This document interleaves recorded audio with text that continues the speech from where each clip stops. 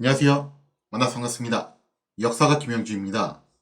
한중의 근대사 삼국지 제188부 우에노 가네이지를 둘러싼 혈투라는 주제를 가지고 오늘 함께 할까 합니다. 1868년 7월 창의대가 동해대왕을 옹립하고 이 동해대왕이 일본의 불교식 교황이라고 이야기를 했었죠. 요시히사 친왕이 현재 제13대 동해대왕으로 있습니다. 자, 어쨌든 이 동해대왕을 옹립하고 우에노 가네이지를 근거지로 삼으면서 신정부에 저항할 뜻을 보이자 신정부는 당혹감을 감추지 못합니다. 이 동해대왕 자체가 원체 상징성이 대단했었죠. 불교식 교황이었으니까요. 더군다나 현재 일본의 천황이 무스히토의 숙부가 됐습니다. 그렇기 때문에 일본 그 황실 종친 중에서도 굉장히 이제 급이 있는 사람이었어요. 만약에 이 동해대왕이 스스로 천황의 자리에 올라가서 조정을 선포를 한다면은 이거는 남북조 시대 시즌 2를 갖다 개막을 할 수 있는 그런 위험 요소가 다분했다는 거예요. 그리고 본래 이제 동해대왕은 물리적인 힘이 없는 존재였지만 여기에 창의대라는 옛 막부의 구신들이 모여서 결성한 저 무력 집단이 적의 힘을 빌려주고 있었다는 겁니다. 그래서 이거는 자칫 잘못하면은 단순히 여기서 끝나는 게 아니라 옛 막부 세력들이 총결집해가지고 반기를 들 수 있는 그런 국면으로 흘러갈 여지가 충분했다는 거죠. 대표적으로 보소반도에 있는 조자이번의 번주, 하야시, 이 사람이 이제 무려 탈반을 해가지고 유격대라는 소규모, 규모는 좀 작아요. 소규모 반군을 조직을 해가지고 현재 이 에도에서 남쪽으로 좀 떨어져 있는 오다와라에 주둔을 하고 있습니다. 근데 문제는 이런 세력들이 점점 늘어나면서 결집을 해 나가기 시작을 하면은 나중에 신정부에게 어마어마한 부담이 된다는 거예요. 자, 그래서 결국에는 신정부 측에서는 더 이상 창의대의 준동을 좌시할 수 없다라고 판단을 하고 다소 무리를 해서라도 이것을 무력으로 진압을 해야 된다라고 결정을 내리게 됩니다. 자, 그래서 신정부는 누구를 여기다 이제 파견을 하게 되냐면은 에도에 이제 흥미로운 사람을 파견을 하는데요. 군방 사무국 판사 오무라 마스지로, 혹시 기억하시는 분들 계실지 모르겠는데 이 양반에게 이제 이 문제에 대한 전권을 부여해서 황급히 에도로 파견을 했다는 거죠. 오무라는 제2차 조슈 전쟁, 그러니까 이게 총 4군데 경계 지역에서 벌어진 전쟁이라고 해가지고 4경계의 전쟁이라는 다른 명칭도 있다고 했었죠. 이때 당시에 오무라는요, 조슈번 출신의 의사였습니다. 하지만 독자적으로 나폴레옹 전쟁을 연구로 한 병학 전문가였죠. 그래서 결국에는 이제 조슈번 측에 스카웃이 돼가지고 나름 군사 지휘권을 갖게 되는데요. 소규모 병력으로 나폴레옹식의 돌격 작전을 벌여가지고 어마어마한 전과를 달성을 했던 인물이었죠. 자, 그런 이제 오무라를 여기다 파견을 했는데 결국에는 그 의미가 뭐였냐? 오무라는 확실히 나폴레옹 전략에 심취해 있는 인물답게 다소간의 인명피해가 발생한다 하더라도 과감한 공세로, 실제로 나폴레옹 전략이 그렇거든요. 공격에 있어서의 과감한 기세, 이거를 굉장히 중요시 여겨요. 그래서 이거를 이제 프랑스어로 엘랑 비탈이라고 이야기를 하는데 이 엘랑 비탈을 앞세워서 투지로 밀어붙인다. 이게 나폴레옹식 전략의 핵심 중 하나입니다. 물론 이거 하나만 있는 건 아니고 여러 가지 요소들이 있는데 그 중에서 굉장히 중요한 부분이 바로 이 부분이라는 거예요. 자, 그래서 이 과감한 공세로 완벽하게 적을 섬멸을 한다라는 것이 나폴레옹 전략의 결국 추구점인데, 그러면 이 나폴레옹 빠돌이라고 할 수 있는 오무라가 여기에 파견됐다는 것은 이런 방식으로 창의대를 아작을 내겠다라는 의사가 어느 정도 담겨져 있다고 볼 수가 있겠죠. 자, 이렇게 오무라는 에도에 오자마자 이렇게 대대적으로 선전을 하고 다닙니다. 우에노 가네이지에 주둔하고 있는 창의들을 향해서 선전포고를 하는데 몇 날 며칠 몇 시에 우에노 가네이지를 공격을 하겠다라고 그런 식으로 에도 시내에 대대적인 선전을 벌였다라는 거죠. 우에노 가네이지를 공략할 때는 이렇게 공략하기로 결정을 해요. 동쪽, 서쪽, 남쪽 이렇게 3면으로 신정부군이 사찰을 포위를 한 다음에 맹공을 퍼붓게 되면은 결국 창의대가 버티다 못해서 북쪽에 있는 산악길로 도주를 할 것이다. 그래서 그쪽으로 내보낸 다음에 추격전을 벌여서 최대한 섬멸을 한다라는 것이 오무라의 기본 전략이었어요. 어떻게 보면 나름 심플하기 짝이 없는 상당히 괜찮은 전략이라고 볼 수 있는데요. 이때 당시 우에노 가네이지의 공략이 있어서 병력의 배치는 이런 식으로 했다라고 합니다. 동편은 토사본이, 서편은 조슈번이 맡고 그 다음에 이제 정면에 해당하는 남쪽은 사스마번이 맡았는데 이 남쪽은요 다른 방면하고 다르게 원패물도 없고 그냥 활짝 트인 대로변에 위치한 그런 평지였어요. 여기에 이제 사스마번을 배치를 하게 됐는데 왜 이쪽에 사스마번 군대를 배치를 했냐면 아무래도 이 3번 중에서 가장 전투력이 높고 규모도 컸던 것이 사스마번 병력이었기 때문에 여기를 이제 메인 센터로 잡아가지고 사스마번을 배치를 했다고 볼 수 있겠죠. 문제는 엄폐물도 없는 것을 갖다 그냥 어태 땅, 맨 땅에 헤딩하듯이 그렇게 공격을 하라는 건데 당연히 여기에 대해서 사스마번의 대표였던 사이거 다커무니는 항의를 합니다. 이런 식으로 부대를 배치를 해가지고 그냥 막무안으로 밀어붙인다는 것은 결국 우리 사스마 군병을 모두 몰살시키는 결과를 가져올 것이다. 이런 식으로 이제 항의를 했대요.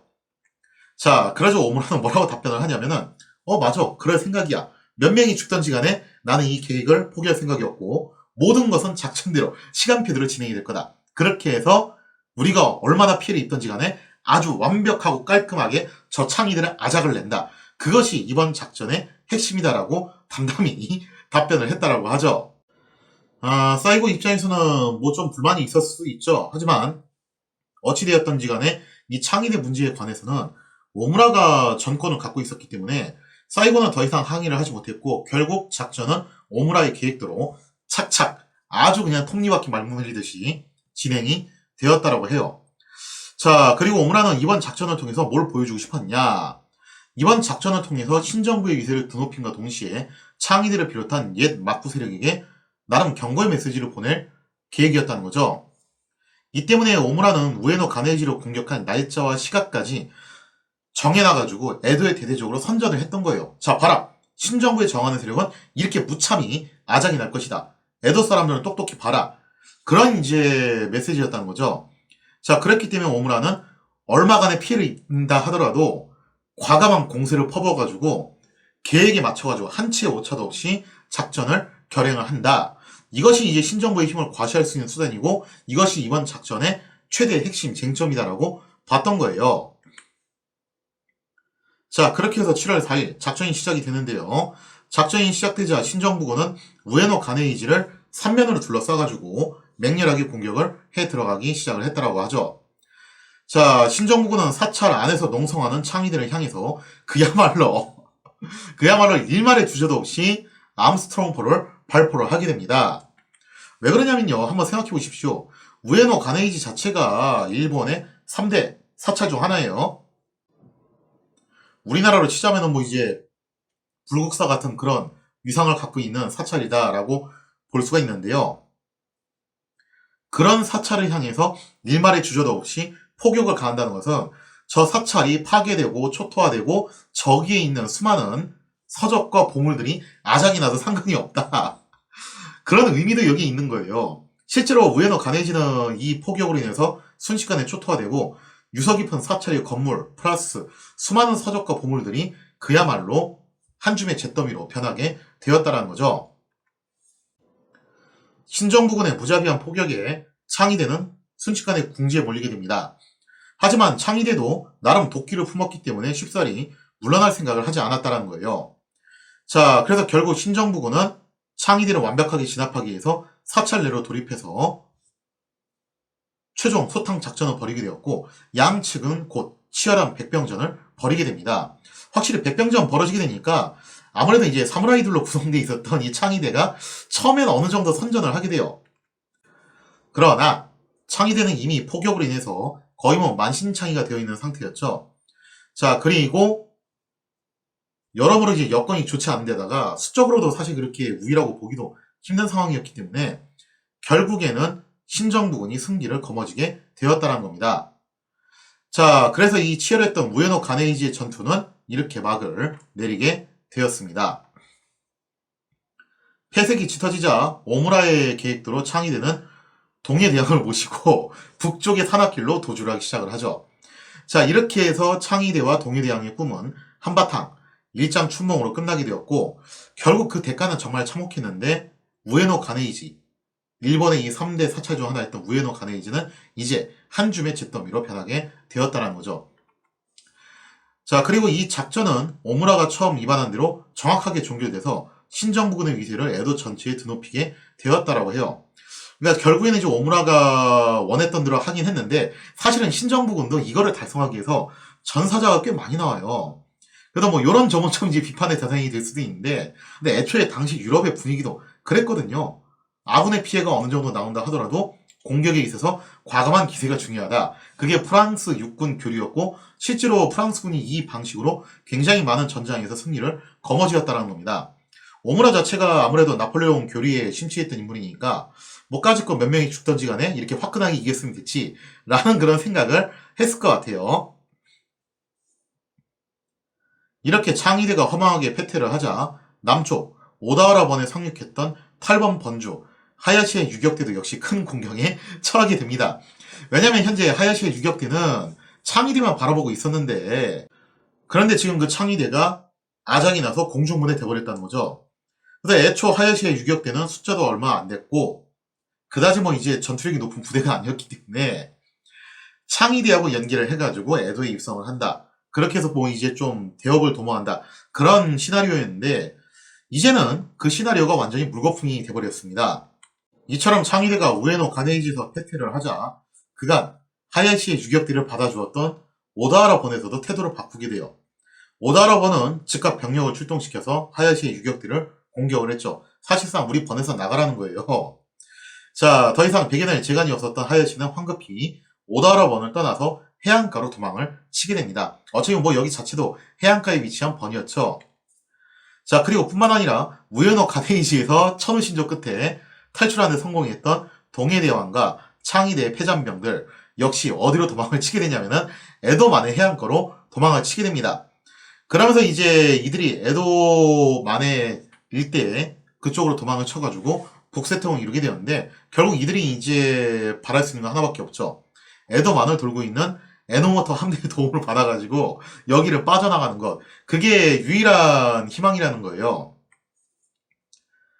다행히도 당시 에도만 일대에는 에노모토가 이끌고 있는 옛 막부 함대가 대기하고 있었습니다. 참고로 이 막부 함대는 누차 설명드렸지만 네덜란드에서 직접 공부를 하고 왔던 에노모토가 심혈을 기울여서 양성했던 최신식 함대였어요. 당시 일본 최강의 함대였고, 신정부군은 안타깝게도 이거를 잡을 수 있는 전력이 없는 상태였습니다. 자, 그래서 에노모토 함대는 굉장히 프리하게 에도만을 돌아다닐 수 있었는데요.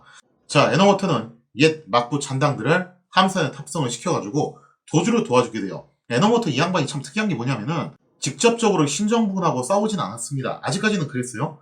자, 그러나 어쨌든 분명히 옛 막부 세력들을 도와주는 그런 스탠스를 보이고 있는 것은 확실했다는 거죠.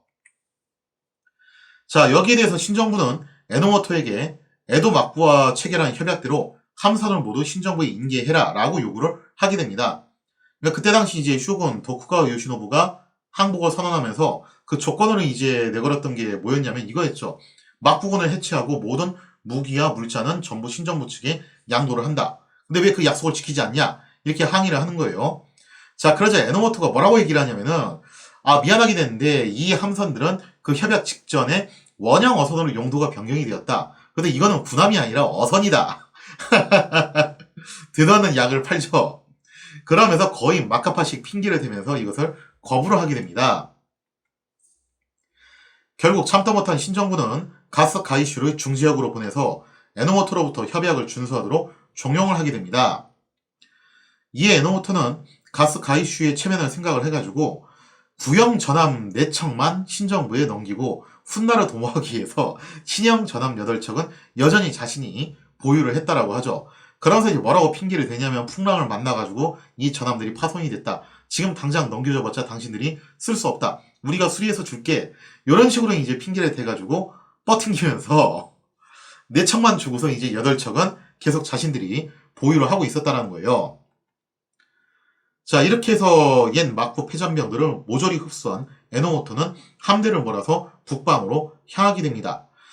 전 시간부터 계속 이제 북방에 대한 이야기가 나오고 있죠. 이제 슬슬 전쟁이 이막으로 넘어가면서 에도까지는 이제 신정부의 손아귀에 들어왔어요. 이제 남은 곳이 어느 쪽이냐면은 혼슈섬의 북방, 즉 동북 지역에 해당하는 그런 열번들입니다. 어떻게 보면 일본 천하의 3분의 1에 해당하는 지역이었고 또 도쿠가와의 색채가 상당히 좀 강하게 남아있는 그런 지역들이라고 볼 수가 있겠죠. 그래서 이제 슬슬 전장은 이쪽으로 옮겨지게 되는데요. 이 얘기는 뭐냐? 우리가 이제 알고 있는 메이지 유신을 달성할 때 일어났던 전쟁, 보신전쟁, 이 보신전쟁이 아직 끝난 게 아니라는 거예요. 정확하게 말하면 이제 드디어 제 2라운드로 넘어가기 시작을 했다는 거죠. 자, 이 동북 지역의 열반들의 움직임이 심상치 않게 흘러가게 되는데요. 과연 동북 지역의 열반들은 어떤 사정들을 갖고 있었는가? 거기에 대한 이야기는 다음 시간에 이어서 계속하도록 하겠습니다.